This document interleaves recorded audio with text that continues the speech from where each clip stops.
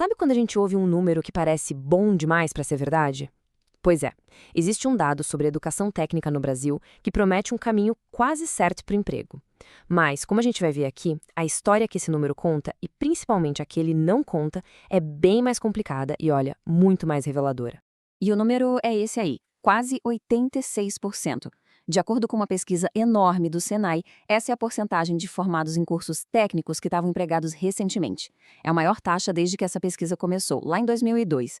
Assim, à primeira vista, parece a solução mágica para o desemprego, né?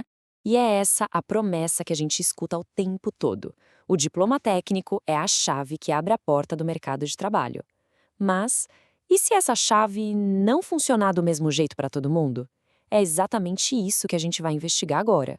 E os dados por trás dessa manchete parecem realmente fortes. A pesquisa mostra que 75% desses empregos são formais, com carteira assinada. E o impacto na renda, gente, é impressionante. O salário praticamente dobra, um salto de quase 90%. É uma história muito bonita. E é justamente por isso que a gente precisa olhar mais de perto. É bem aqui que a nossa análise fica mais interessante. Porque um dado, por mais forte que ele pareça, nunca conta a história toda. Aceitar um número desse sem questionar é perder o mais importante. Então a pergunta que fica é: o que será que a gente não está vendo? Bom, o primeiro ponto é um pouco técnico, mas faz toda a diferença. Pesquisas assim dependem de quem topa responder. E isso pode criar o que os especialistas chamam de viés de autorrelato. Pensa comigo, quem está empregado, está feliz, tem muito mais chance de responder a um questionário do que alguém está frustrado, desempregado, certo? Só isso já pode, digamos, puxar os resultados para cima. E tem outro ponto que é fundamental. O Brasil é um país gigantesco, com realidades econômicas e sociais completamente diferentes de um estado para o outro. Usar uma média nacional para descrever tudo isso é como tentar mostrar a Amazônia inteira com a foto de uma única árvore. Você simplesmente perde toda a riqueza e a diversidade. Olha só esse exemplo, para ficar mais claro. No Pará, a taxa de empregabilidade foi de mais de 91%, bem acima da média nacional. Mas essa realidade super positiva acaba escondendo o que acontece em outros estados, que ficam ali perdidos dentro daquele número único de 85,6%. Ok, até aqui a gente já viu que o número é bem mais complexo do que parece. Mas agora a história ganha um capítulo novo. Um paradoxo que parece não fazer muito sentido. Guarda bem esse número na cabeça. Quase 86% dos formados estão trabalhando. Parece que o sistema está entregando o que prometeu, não é mesmo? Só que, ao mesmo tempo, um levantamento da Confederação Nacional da Indústria, a CNI, revela uma coisa surpreendente. Quase um quarto das empresas não consegue encontrar os trabalhadores qualificados que elas precisam. E aqui está o grande mistério. Se tem tanto técnico formado e empregado, por que está faltando profissional qualificado na indústria? Onde é que essa conta não fecha? Bom, a resposta parece passar por pelo menos 3 problemas bem sérios. Primeiro, muitos currículos estão desatualizados, ensinando coisas que o mercado já não usa mais. Segundo, o planejamento dos cursos muitas vezes ignora o que a economia daquela região realmente precisa. E terceiro, e talvez o mais grave, a qualidade da formação varia de forma absurda entre as escolas. E esse descompasso todo nos força a olhar não só para o mercado, mas para o próprio sistema de ensino. E quando a gente faz isso, a gente descobre que ele não entregou nem mesmo as promessas que ele fez para si mesmo.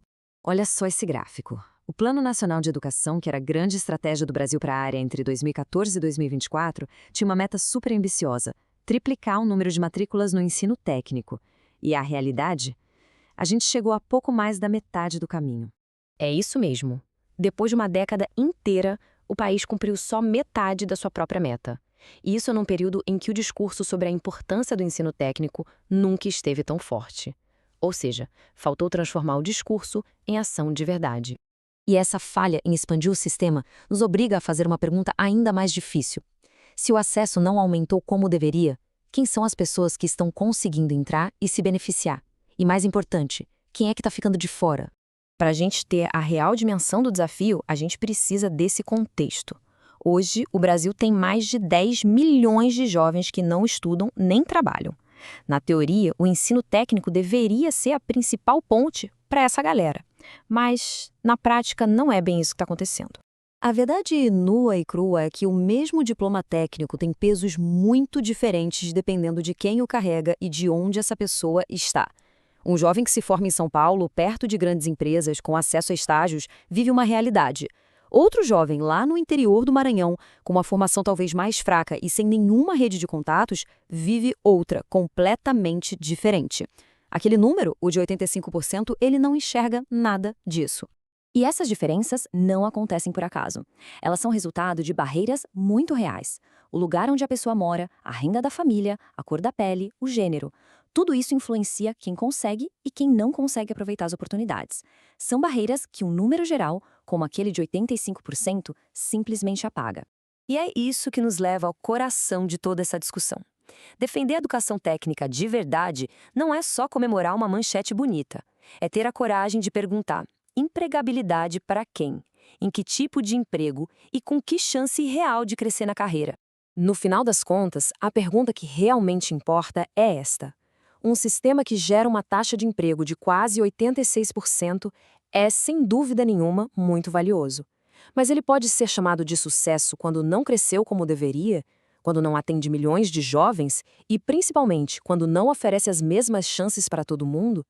A resposta para essa pergunta define não só o futuro da educação técnica, mas o futuro do próprio país.